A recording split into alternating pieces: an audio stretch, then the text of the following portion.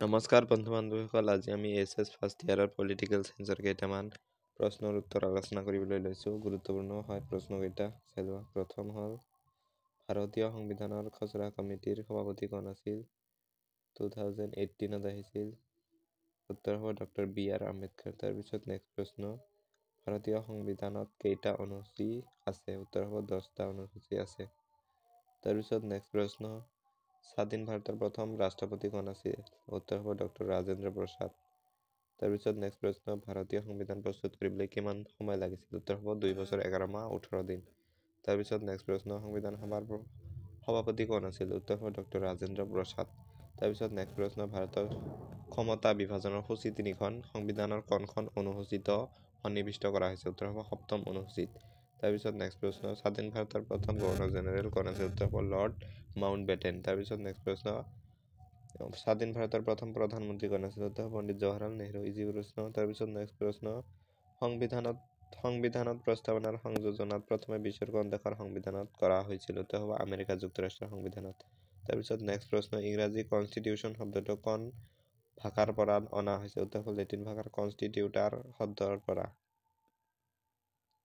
তাৰপিছত নেক্সট প্ৰশ্ন, ভাৰতৰ সংবিধানত ডক্টৰ ৰাজেন্দ্ৰ প্ৰসাদে কেতিয়া চহী কৰে? উত্তৰ হ'ব 1949 চনৰ 26 নৱেম্বৰত।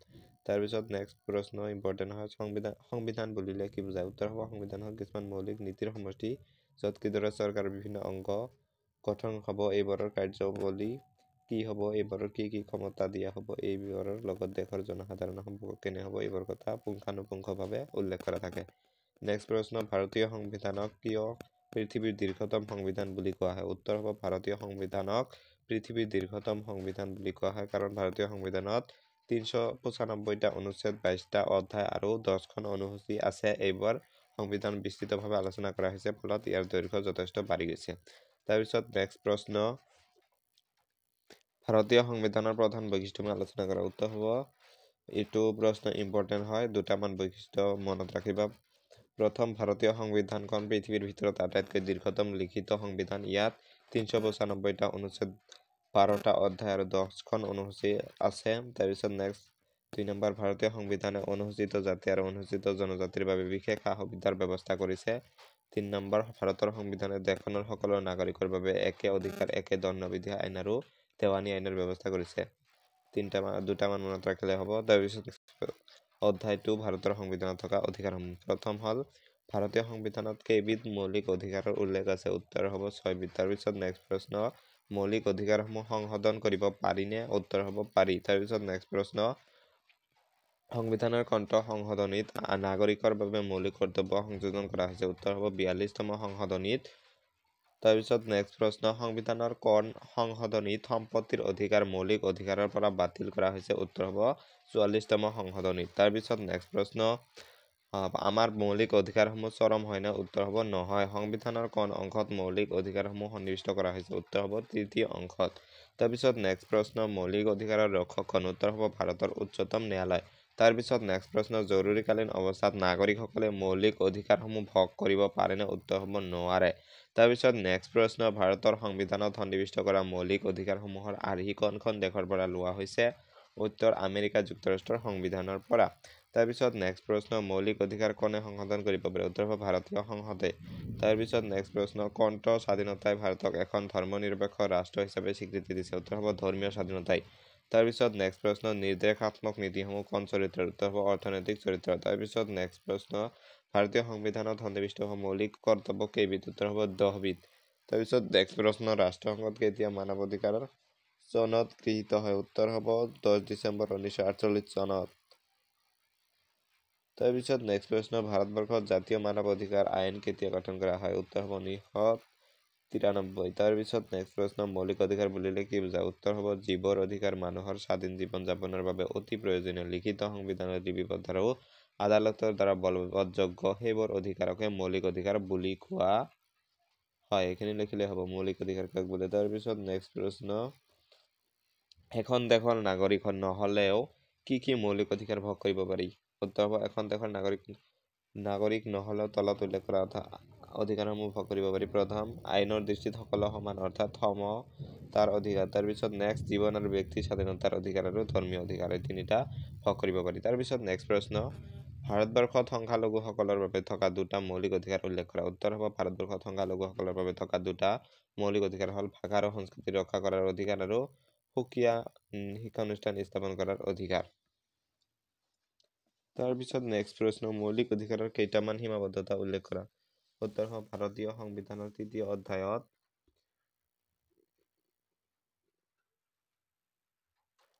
নেক্সট প্ৰশ্ন, ভাৰতৰ সংবিধানত সন্নিৱিষ্ট কৰা মৌলিক অধিকাৰসমূহ কি কি আলোচনা কৰা। ভাৰতৰ সংবিধানত সন্নিৱিষ্ট কৰা মৌলিক প্ৰথম হ'ব সমতাৰ অধিকাৰ, দ্বিতীয় হ'ব স্বাধীনতাৰ অধিকাৰ। দুটামান মনত ৰাখিলে হ'ব, আলোচনা কৰিব দিলে গোটেইখিনি লিখিব লাগিব। তাৰপিছত নেক্সট, ভাৰতীয় সংবিধানত উল্লেখ থকা মৌলিক কৰ্তব্যসমূহ আলোচনা কৰা। আলোচনা কৰিব দিছে, গতিকে বহুত লিখিব লাগিব। প্ৰথম হ'ল ভাৰতীয় নাগৰিকসকলে সংবিধান মানি চলা, জাতীয় পতাকা ৰাষ্ট্ৰীয় প্ৰতীকৰ প্ৰতি শ্ৰদ্ধা প্ৰদৰ্শন কৰা। দ্বিতীয় নম্বৰ, স্বাধীনতা আন্দোলনক অনুপ্ৰাণিত কৰা মহান আদৰ্শসমূহ পোষণ কৰা আৰু অনুসৰণ কৰা। আৰু বহুত আছে, চাই ল'বা তোমালোকে। তাৰপিছত নেক্সট, নিৰ্বাচক মণ্ডল কাক বোলে। উত্তৰ হ'ব ৰাষ্ট্ৰ এখনৰ ভিতৰত যিসকল লোকে ভোটদানৰ অধিকাৰ লাভ কৰে সেইসকলৰ সমষ্টিক নিৰ্বাচক মণ্ডল বোলে, মানে যিহঁতে ভোট প্ৰদান কৰে।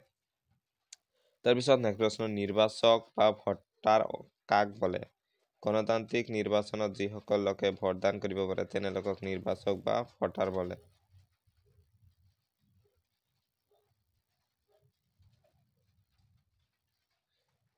তাৰপিছত নেক্সট প্ৰশ্ন, নিৰ্বাচন কাক বোলে। উত্তৰ হ'ব ভোটাৰসকলে ভোটদান কৰি প্ৰতিনিধি বাছি দিয়া পদ্ধতিকে নিৰ্বাচন বোলে। একদম সহজ ভাষাত, ভোটাৰসকলে ভোটদান কৰি প্ৰতিনিধি বাছি দিয়া পদ্ধতিকে নিৰ্বাচন। তাৰপিছত নেক্সট প্ৰশ্ন, সাৰ্বজনীন প্ৰাপ্তবয়স্ক ভোটাধিকাৰ গণতন্ত্ৰৰ অবিচ্ছেদ্য অংগ হয়নে। উত্তৰ হ'ব হয়।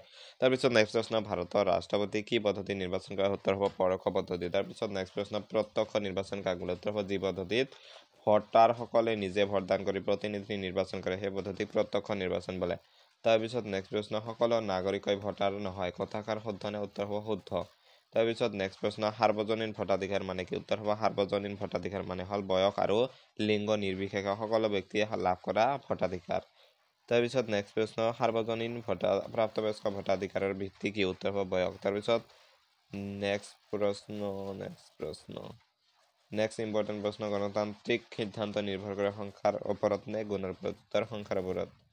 তাৰপিছত নেক্সট প্ৰশ্ন, মহিলা ভোটাধিকাৰৰ সপক্ষে দুটা যুক্তি দিয়া। ইম্পৰ্টেণ্ট হয়। প্ৰথম, মহিলা ভোটাধিকাৰৰ সপক্ষে দুটা যুক্তি হ'ল ভোটদানৰ অধিকাৰ মহিলাসকলে ৰাষ্ট্ৰৰ সুনাগৰিক হিচাপে সচেতন কৰি তোলে। ২ নম্বৰ, আইনৰ চকুত সকলো সমান নীতি বাস্তৱিক কৰিবলৈ মহিলাসকলৰ ভোটদান ক্ষমতা থকা উচিত। তাৰপিছত নেক্সট প্ৰশ্ন, সাৰ্বজনীন ভোটাধিকাৰ বুলিলে কি বুজায়। ভাৰতবৰ্ষত ভোটাৰ এজনৰ সৰ্বনিম্ন বয়স কিমান। উত্তৰ হ'ব জাতি ধৰ্ম বৰ্ণ ভাষা নিৰ্বিশেষে সকলো পুৰুষ মহিলাই ভোটাধিকাৰ সাব্যস্ত কৰিবলৈ পোৱা অধিকাৰকে সাৰ্বজনীন ভোটাধিকাৰ বুলি কোৱা হয়। ভাৰতবৰ্ষত ভোটাৰ এজনৰ নিম্নতম বয়স 18 বছৰ। ভোটাৰ এজনৰ দুটা অৰ্হতা লিখা। উত্তৰ হ'ব এজন ব্যক্তিৰ বয়স 18 বছৰ হ'ব লাগিব। দ্বিতীয় হ'ব কি, ব্যক্তিজন দেউলীয়া বা কোনো গুৰুতৰ অপৰাধত অপৰাধী হ'ব নালাগিব। তাৰপিছত নেক্সট প্ৰশ্ন, কাৰ্যপালিকা কি। উত্তৰ হ'ব আইন কাৰ্যকৰীকৰণৰ লগত জড়িত চৰকাৰৰ বিশেষ অংগটোৱে হ'ল কাৰ্যপালিকা। তাৰপিছত নামমাত্ৰ কাৰ্যপালিকাৰ এটি উদাহৰণ দিয়া। উত্তৰ হ'ব ভাৰতৰ ৰাষ্ট্ৰপতি। তাৰপিছত নেক্সট প্ৰশ্ন, একক কাৰ্যপালিকাৰ এটা উদাহৰণ দিয়া। উত্তৰ হ'ব আমেৰিকা যুক্তৰাষ্ট্ৰৰ ৰাষ্ট্ৰপতি। তাৰপিছত নেক্সট প্ৰশ্ন, ৰাষ্ট্ৰপতি শাসন ব্যৱস্থাৰ প্ৰকৃত কাৰ্যপালিকা কোন। উত্তৰ হ'ব ৰাষ্ট্ৰপতি। তাৰপিছত নেক্সট প্ৰশ্ন, সংসদীয় গণতন্ত্ৰত চৰকাৰ প্ৰধান কোন। উত্তৰ প্ৰধানমন্ত্ৰী। তাৰপিছত নেক্সট প্ৰশ্ন, ভাৰতৰ সংবিধানৰ কোনটো অনুচ্ছেদ মতে ভাৰতৰ এজন উপৰাষ্ট্ৰপতি থাকিব। উত্তৰ হ'ব ৬৩ নং অনুচ্ছেদত। তাৰপিছত নেক্সট প্ৰশ্ন, ভাৰতৰ ৰাষ্ট্ৰপতিৰ কাৰ্যকাল কিমান। উত্তৰ হ'ব ৫ বছৰ। তাৰপিছত নেক্সট প্ৰশ্ন, ভাৰতৰ সংবিধানৰ কোনটো অনুচ্ছেদ মতে ভাৰতৰ এজন উপৰাষ্ট্ৰপতি থাকিব। উত্তৰ হ'ব, এইটো আগতে কোৱা হৈছে। তাৰপিছত নেক্সট প্ৰশ্ন, ভাৰতৰ ৰাষ্ট্ৰপতিৰ কাৰ্যকাল কিমান। 2 বাৰ ফটো আছে। নেক্সট প্ৰশ্ন দিয়া হৈছে, কাৰ্যপালিকা বুলিলে কি বুজা। উত্তৰ হ'ব চৰকাৰ যি অংশ প্ৰশাসনীয় কাৰ্য চোৱা চিতা কৰে তাকে কাৰ্যপালিকা বোলে। তাৰপিছত নেক্সট প্ৰশ্ন, ৰাজনৈতিক কাৰ্যপালিকা কি। উত্তৰ হ'ব নিৰ্বাচন। তাৰপিছত নেক্সট, কোনখন সদনত বিত্তীয় বিধেয়ক উত্থাপন কৰিব পাৰি। উত্তৰ হ'ব নিম্ন সদনত লোকসভাত নিৰ্ণায়ক ভোট কোনে দিব পাৰে উত্তৰ হ'ব লোকসভাৰ অধ্যক্ষই তাৰপিছত নেক্সট প্ৰশ্ন ৰাজ্যসভাৰ সদস্য হোৱাৰ নিম্নতম বয়স কিমান উত্তৰ হ'ব 30 বছৰ তাৰপিছত আমেৰিকা যুক্তৰাষ্ট্ৰৰ উচ্চ সদনৰ নাম কি উত্তৰ হ'ব সিনেট তাৰপিছত নেক্সট প্ৰশ্ন হ'ল লোকসভাৰ সদস্য হোৱাৰ নিম্নতম বয়স কিমান উত্তৰ হ'ব 25 বছৰ তাৰপিছত ভাৰতৰ নিম্ন সদনক কি বুলি জনা যায় উত্তৰ হ'ব লোকসভা ভাৰতৰ উচ্চ সদন কোনটো উত্তৰ হ'ব ৰাজ্যসভাৰ কাৰ্যকাল কেইবছৰ উত্তৰ হ'ব 6 বছৰ তাৰপিছত নেক্সট প্ৰশ্ন লোকসভাত কোনে বাজেট দাখিল কৰে উত্তৰ হ'ব বিত্তমন্ত্ৰীয়ে সংসদ তাৰপিছত নেক্সট প্ৰশ্ন ৰাজ্যসভাৰ দুটা কাৰ্য উল্লেখ কৰা ইম্পৰ্টেণ্ট প্ৰশ্ন ৰাজ্যসভাৰ দুটি কাৰ্য হ'ল আইন প্ৰণয়নত অংশগ্ৰহণ কৰা আৰু ভাৰতৰ ৰাষ্ট্ৰপতি আৰু উপৰাষ্ট্ৰপতি নিৰ্বাচনত অংশগ্ৰহণ কৰা তাৰপিছত নেক্সট প্ৰশ্ন আজিৰ ভিডিঅ'টো এইখিনি আছিল ভিডিঅ'টো ভাল পালে এটা লাইক আৰু চেনেলটো ছাবস্ক্ৰাইব নকৰিলে ছাবস্ক্ৰাইব কৰি দিবা থ্যাংকস ফৰ ৱাচিং